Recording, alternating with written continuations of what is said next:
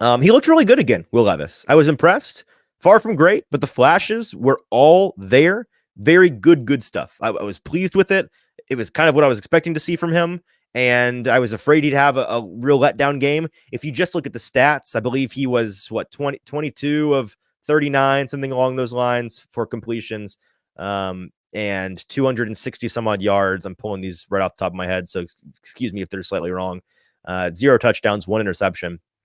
So on paper, not great, but certainly far from a disaster class for him. That interception at the end, like, I feel like this is deja vu from his first preseason outing where he throws a pick at the end trying to win the game on a desperation throw. It means nothing. Was it a great throw? No. Was it a poor read? Probably, but it's a desperation situation. It's a must pass situation. The defense is playing soft, trying to prevent a touchdown because they know you need to get 7 and not 3. That's a wash. That's a wash.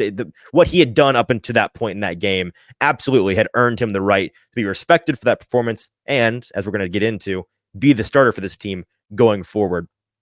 Some mistakes were made, like the choice to go to my biggest pet peeve, where my biggest critique of him last night, I suppose, was that decision to go to Traylon down the sideline. His proclivity and ability to push the ball downfield, it's very much a blessing and a curse. It's a little bit of Josh Allen, the way that he had the golden retriever quality of his play had to be reined in over the years, where he wants to push the ball downfield. He wants to be aggressive. He wants to try to make the shot plays and the splash plays every down. Sometimes you just got to take what you're given underneath. And that takes discipline. That takes reps to understand the situation that you're in. So not a huge issue with that in general, but in key moments, you got to know better than on 4th and 4 to try to push the ball down the sideline to Treylon Burks. I think, and I've got to go back and watch, I want to see his body language and look at his reads from the tape, but it didn't look to me like he looked anywhere but Treylon on that play. He had Kyle Phillips, and if you want to see how open he was, you can find it on my social media. I think our buddy Teron Davenport had it on his, and I retweeted it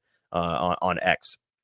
But he had Kyle Phillips on an in-breaking route in the slot on the opposite side of the field. He didn't look at him. I think he just identified Treylon pre-snap is my guess. Liked the one-on-one matchup he had. Wanted to give his guy a chance to go get the ball in a vacuum. Sure, fine. I like the decision. I like the aggressiveness. The throw was good enough to be competitive and gave Treylon a chance to catch it. Good execution, good everything. The decision in the situation is no bueno. It's not good. You can't do that. You got to take what you're given. It's 4th down. You've got plenty of time to score. About 4 minutes left on the clock, and you've got a bunch of timeouts left to use. Take the dump off, get some more yards, get a fresh set of downs, and then try for the end zone. And he just got too aggressive there. So that's a situation you got to be better in. And then the Spears throw, where he overthrows, that loomed large, where they ended up getting 3. I believe it was right before the half. They ended up getting 3 instead of 7 because Will Levis misses Tyjae Spears a slight overthrow to him in the flat in the red zone. And Spears is backpedaling, jumps for the ball, can't quite bring it in. A lot of discourse on that today. Mike Vrabel said in his comments after having watched the tape last night at the podium today that he felt like Tyjae was in a fine position. Will has to have a better ball there.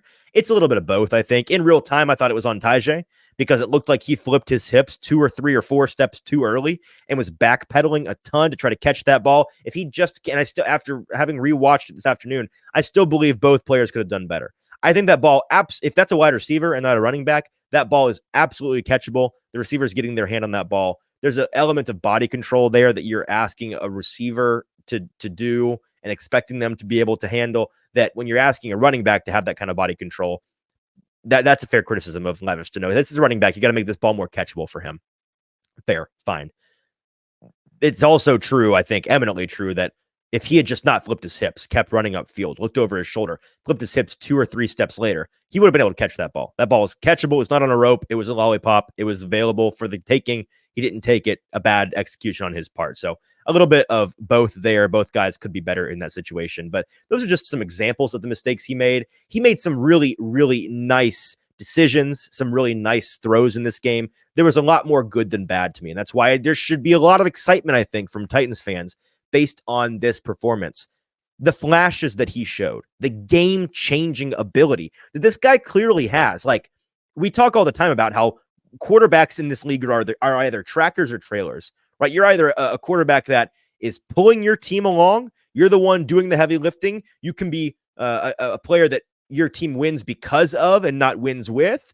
And then you can be a trailer quarterback, somebody that your team absolutely can win with, will win with, but you got to have a tractor of a team to pull them along. They're not the ones doing the heavy lifting. They're not the ones driving the ship. That's very much like a Ryan Tannehill, a Kirk Cousins, a Derek Carr, trailer quarterbacks.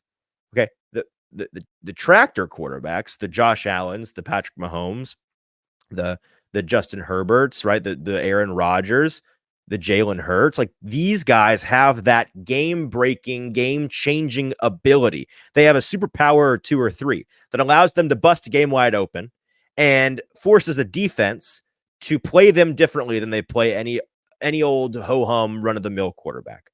And Levis's ability to push the ball downfield is one of those superpowers. To kind of rein in on that and really narrow down what I think is truly his superpower for this Titans team right now. And I was talking to my dad about this today over lunch. We ran and grabbed some lunch, and I was asking him from his perspective, just, a casual fan, what that's not fair. Sorry, Dad. More of a diehard fan, but a fan, right?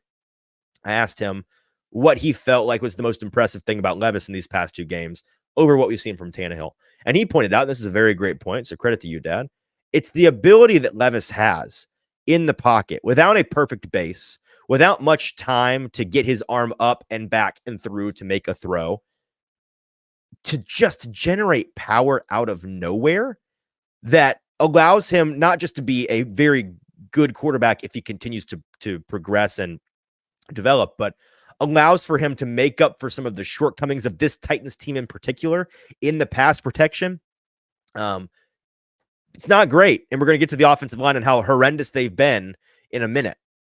He's making up for that in a lot of ways. And he is doing something that Ryan Tannehill can't do when he is navigating the pocket, when he is rolling out and scrambling and extending a play, when a play is broken and he is creating opportunities for himself and his team with his legs, with his size, with his athleticism, and with his ability to, like my dad said, generate power from nowhere. Doesn't necessarily need a great base, doesn't necessarily need a full motion, doesn't necessarily need an over-the-top stock arm angle, can throw from multiple different platforms at multiple different levels, right? That's a big deal for him, for any quarterback, and for a quarterback in this situation on this Titans team. And so when he makes those plays, for example, Titans 1st and 23, backed up in there. He's throwing the ball from practically his own end zone, right? I believe it was the 3rd quarter, sometime in the 2nd half. In the past, you'd say they're off schedule. They're way too off schedule on this drive.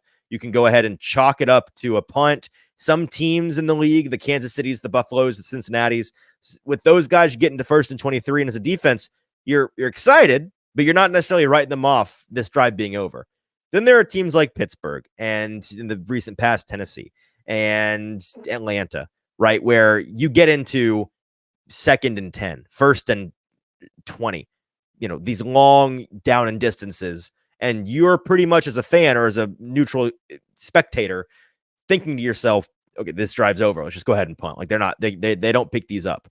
That's been the Titans. That's been the Titans with Ryan Tannehill this season so far. Levis picks it up, 29-yard completion to DeAndre Hopkins. He did that a couple of times last night, made chicken salad out of chicken, what. That's the kind of thing. That's the kind of game-breaking tractor ability that he brings to this team. It is a really big deal, and it is one of the many reasons why they have to stick with him.